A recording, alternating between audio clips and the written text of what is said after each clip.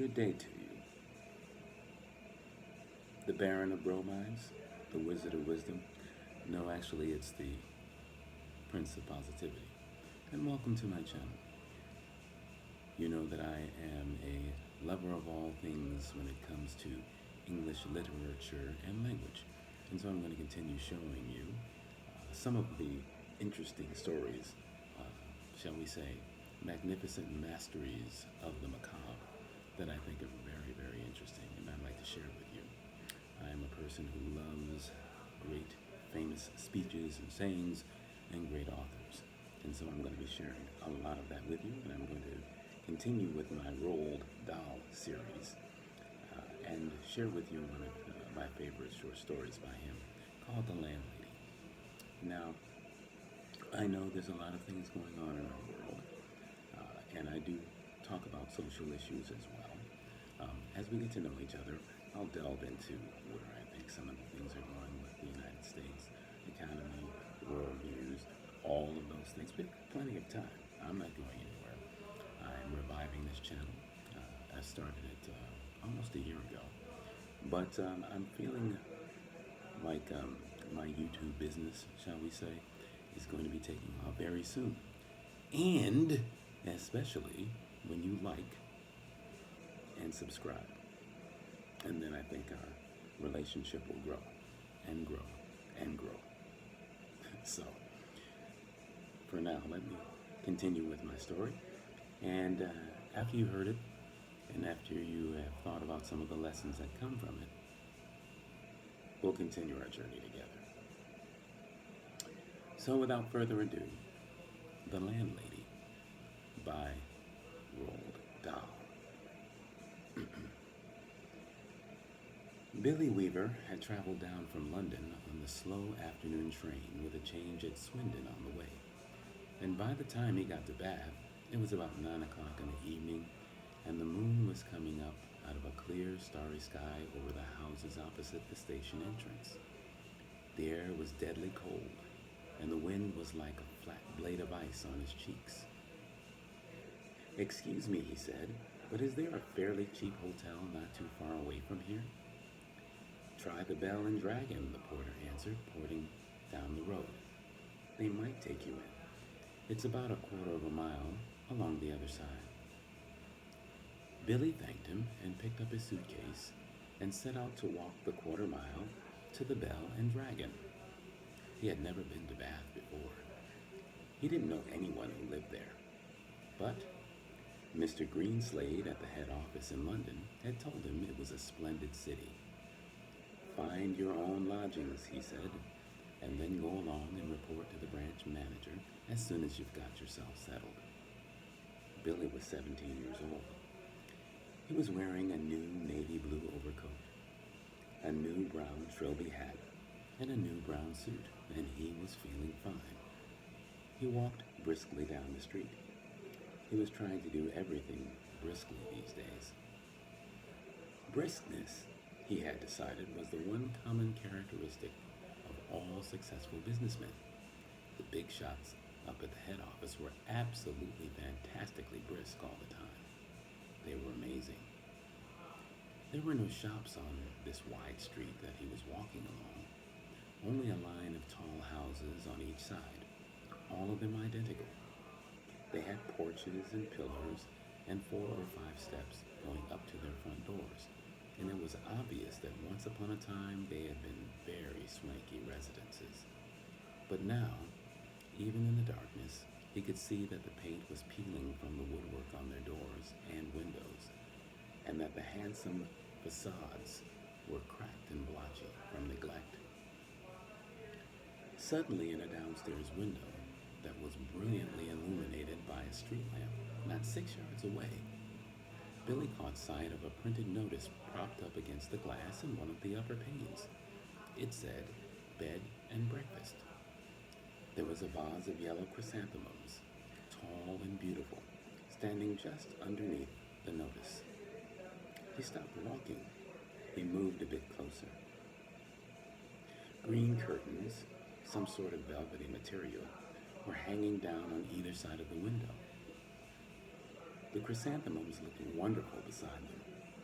He went right up and peered through the glass into the room, and the first thing he saw was a bright fire burning in the hearth. On the carpet in front of the fire, a pretty little dachshund was curled up asleep, with its nose tucked into its belly. The room itself, so far as he could see in the half-darkness, was filled with pleasant furniture.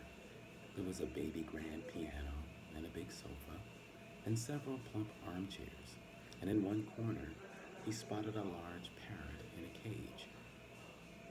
Animals were usually a good sign in a place like this, Billy told himself, and all in all, it looked to him as though it would be a pretty decent house to stay in. Certainly it could be more comfortable than the Bell and Dragon. On the other hand, a pub would be more congenial than a boarding house. There would be beer and darts in the evenings and lots of people to talk to. It would probably be a good bit cheaper too. He had stayed a couple of nights in a pub once before, and he liked it. He'd never stayed in any boarding houses, and to be perfectly honest, he was a tiny bit frightened of them. The name itself conjured up images of watery cabbage, rapacious landladies, and the powerful smell of kippers in the living room. After dithering about like this in the cold for 2 or 3 minutes, Billy decided that he would walk on and take a look at the Bell and Dragon before making up his mind. He turned to go, and now a queer thing happened to him. He was in the act of stepping back and turning away from the window, when all at once his eye was caught and held in the most peculiar manner by the small notice that was there. Bed and breakfast, it said. Bed and breakfast, bed and breakfast, bed and breakfast. Each word was like a large black eye staring at him through the glass, holding him, compelling him, forcing him to stay where he was and not to walk away from that house. And the next thing he knew, he was actually moving across from the window to the front door of the house, climbing the steps that led up to it and reaching for the bell. He pressed the bell. Far away in a back room, he heard it ringing. And then at once, it must have been at once because he hadn't even had time to take his finger from the bell button. The door swung open, and a woman was standing there.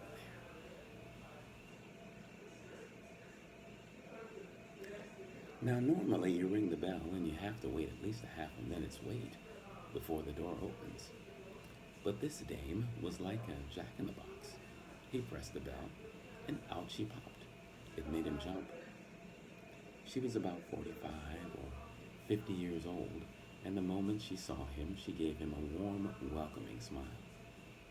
"Please come in," she said pleasantly.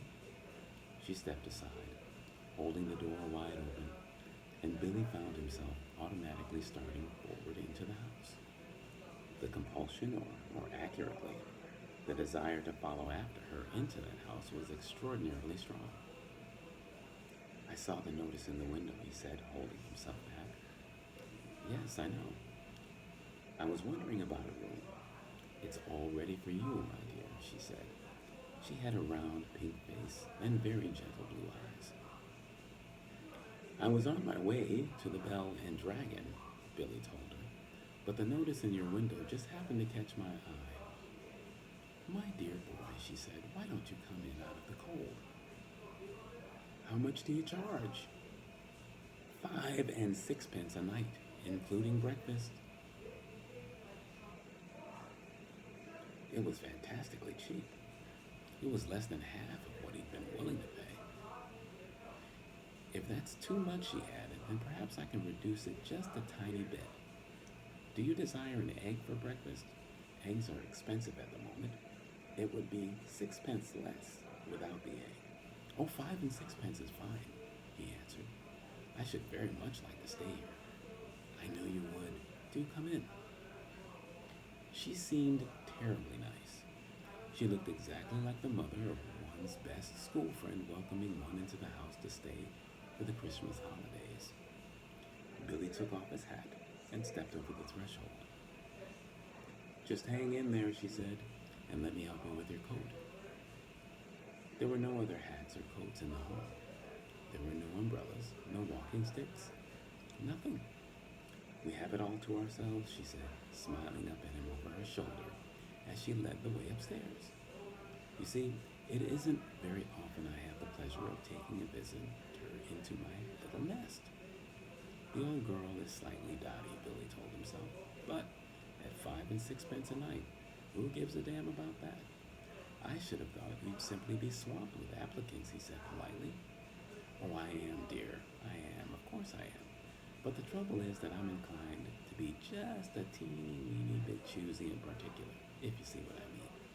Ah, yes. But I'm always ready.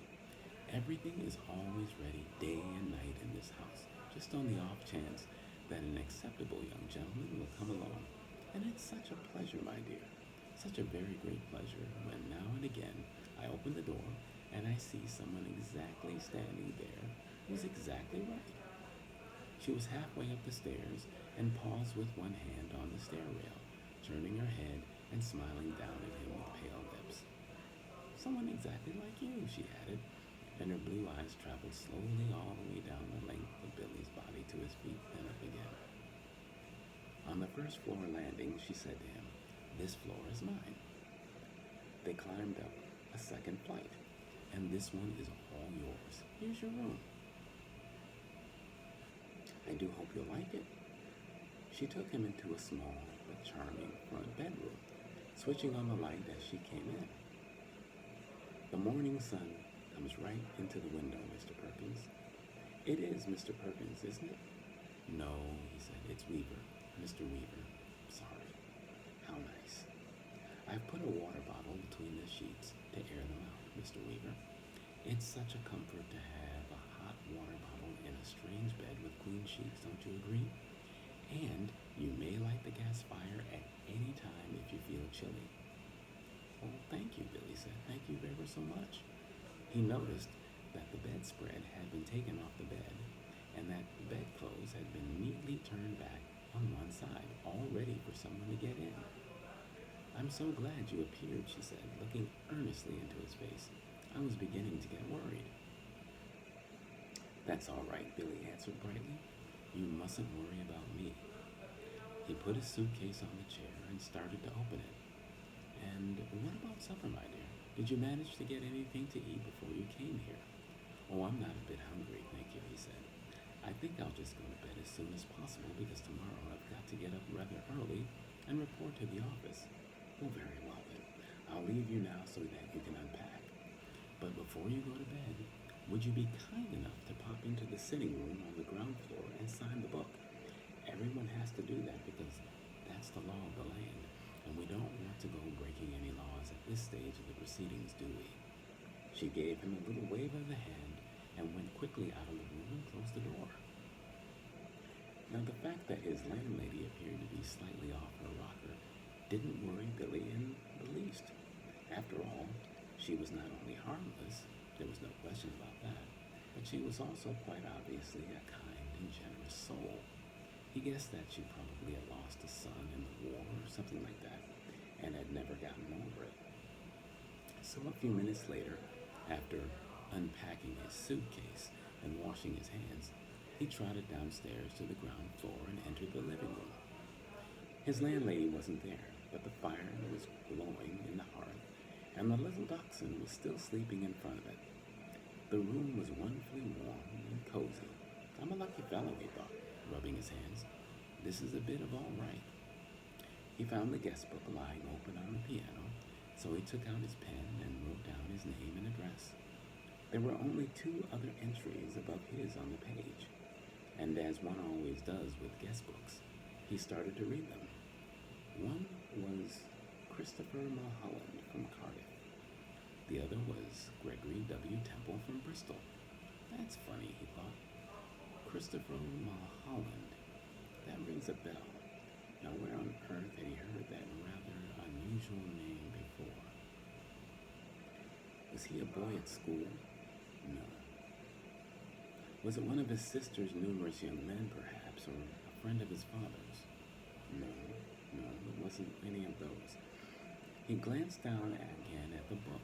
Christopher Mulholland, 231 Cathedral Road, Cardiff. Hmm. Gregory W. Temple, 27 Sycamore Drive, Bristol. As a matter of fact, now he came to think of it, he wasn't at all sure that the second name didn't have almost as much of a familiar ring about it as the first.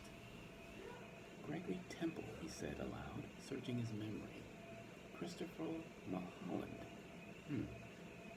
Such charming boys, a voice came behind him and answered, and he turned and saw his landlady sailing into the room with a large silver tray in her hand. She was holding it out well in front of her and rather high up, as though the tray were a pair of reins on a frisky horse. They sound somehow familiar, he said. They do? How interesting. I'm almost positive I've heard those names before somewhere. Isn't that queer?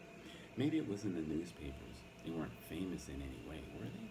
I mean, like famous cricketers or footballers or something like that.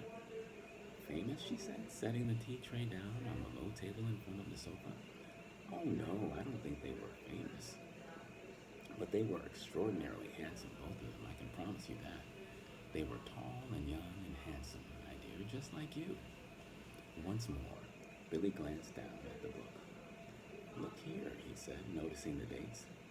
This last entry is over 2 years old. It is? Yes, indeed. And Christopher Mulholland is nearly a year before that, more than 3 years ago. Dear me, she said, shaking her head and heaving a dainty little sigh. I would never have thought it.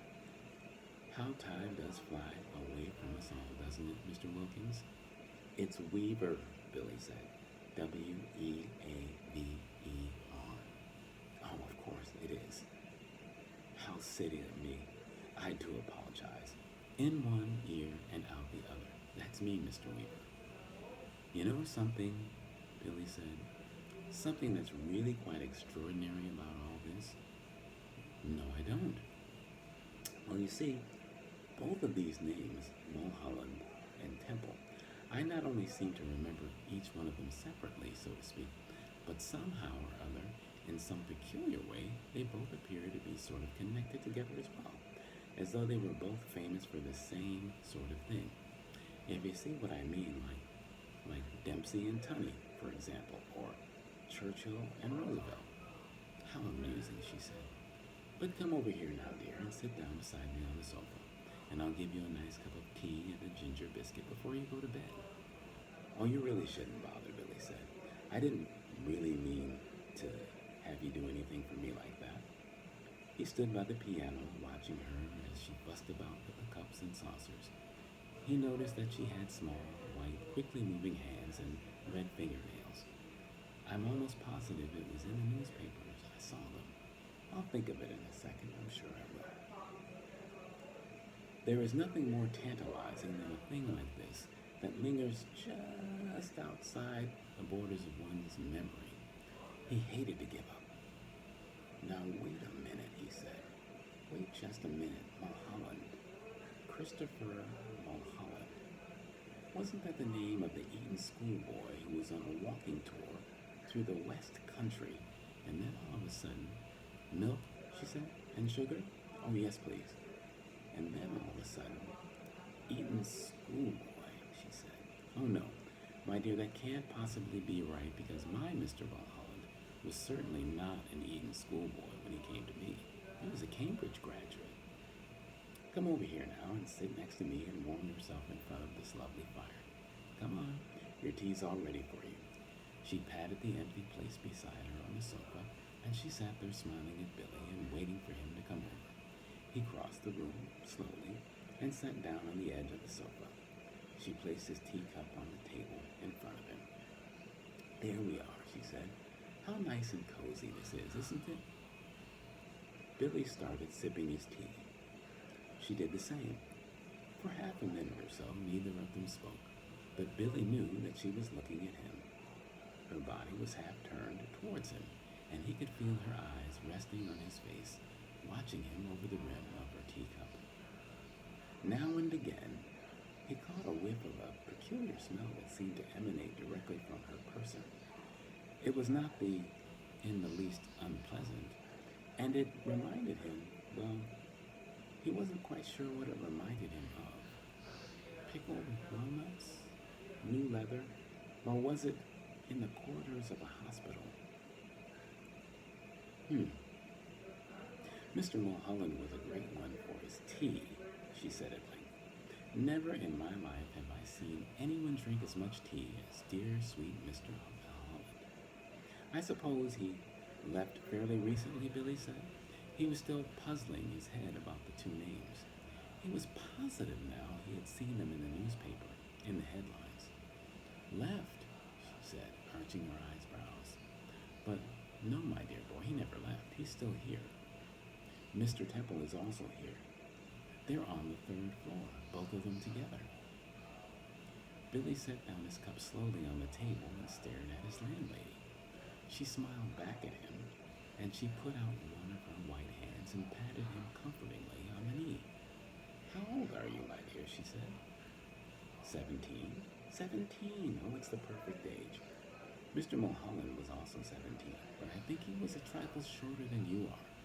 In fact, I'm sure he was, and his teeth weren't quite so white. Mr. Weaver, you have the most beautiful teeth. Do you know that? They're not as good as they look, Billy said. They've simply got masses of fillings in them at the back. Well, Mr. Temple, of course, was a little older, she said, ignoring his remark. He was actually 28, and yet I never would have guessed it if he hadn't have told me. Never in my whole life. There wasn't a blemish on his body. A what? Well, his skin was just like a baby's. There was a pause. Billy picked up his teacup and took another sip of his tea. Then he set it down again gently in his saucer. He waited for her to say something else, but she seemed to have lapsed into another of her silences. He sat there, staring straight ahead of him into the far corner of the room, biting his lower lip. That parrot, he said at last. You know something? It had me completely fooled when I first saw it through the window from the street. I could have sworn it was alive. Oh, alas, no longer. It's most terribly clever the way it's been done, he said. It doesn't look in the least bit dead. Who did it? I did. You did? Well, of course, she said.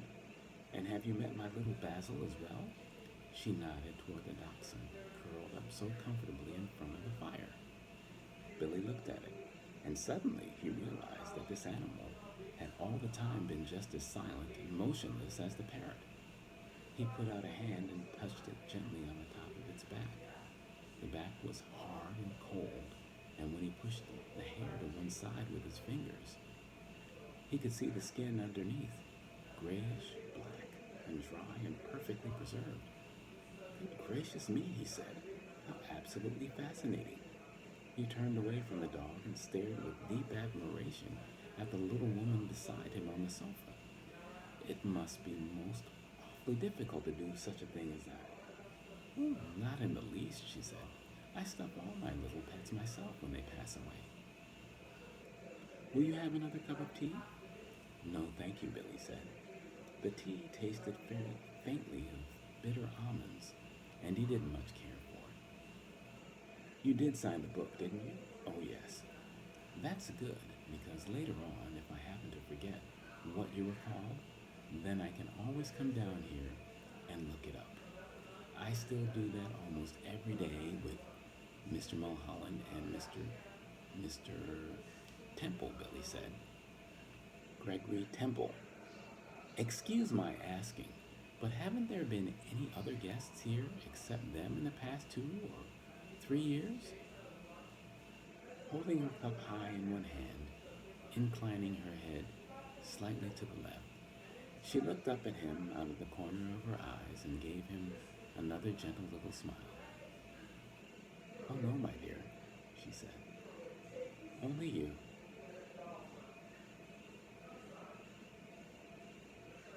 And that is our story. Fascinating. About the landlady. Sometimes you never see it coming. Do we feel bad for poor little Billy Weaver? Young man was on his way, was doing what his bosses told him, moved to a new city, a new town. They told him where to go, the Bell and Dragon. He's supposed to go there and then report to work. And he sees another little place, bed and breakfast, for half the price. And he decided to go in.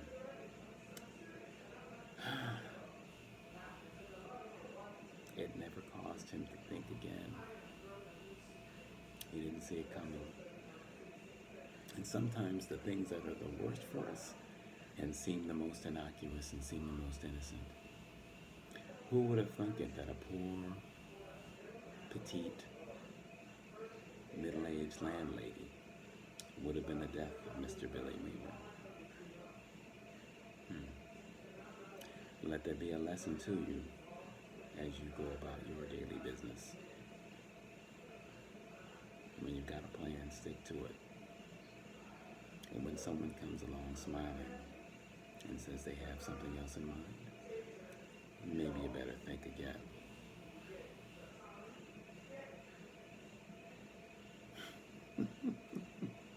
So, be sure to like and subscribe, or subscribe and like. And when you do, remember I'll be here waiting for you. We've got a lot to do. And in this new reiteration of the Baron of Bromides, the Wizard of Wisdom, the Prince of Positivity, we've got many things to talk about. So I look for your critique. If you have something to say, please say it. Be respectful. I promise I'll be respectful to you right back. And let's begin this great YouTube journey together. I'm excited about it. And I'm excited to see where this channel goes and where our relationship goes as well. I know many of you are actually logging in and subscribing to this channel so that you can learn English, and we can go back and forth with that too, as far as elocution and the ability to speak the English language. So all of those things are on the table. I'm looking forward to our time together, as I said. And for now, the Prince of Positivity, that's me. I'm out. Be well.